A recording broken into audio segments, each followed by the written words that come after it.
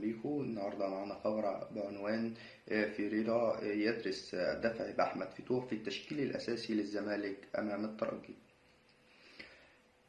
يدرس البرتغالي فيريرا المدير الفني لفريق الكرة الأول بنادي الزمالك الدفع بأحمد فتوح الظهير الأيسر في التشكيل الأساسي للفريق خلال مواجهة الترجي التونسي بدوري أبطال أفريقيا. ويفكر فيريرا في الاعتماد على فتوح في التشكيل الأساسي أمام الترجي بعدما شارك اللاعب في الشوط الثاني في مواجهة بيراميدز الأخير بالدوري.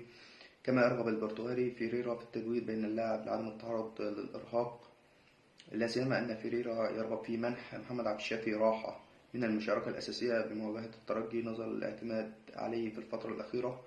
ويستعد الزمالك لمواجهة الترجي التونسي الثلاثاء المقبل باستاد برج العرب ضمن منافسات الجولة الرابعة من دور مجموعات دوري أبطال أفريقيا.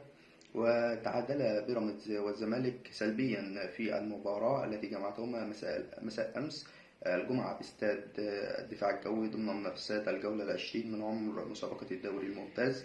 بهذه النتيجة ارتفع رصيد بيراميدز للنقطة 39 محتل المركز الثاني بعدما خاض 20 مباراة، حقق فوز في 11 وتعادل في 6 وخسر 3، فيما سجل لاعبوه 29 هدفا وسكنت شباكه 14 هدفا.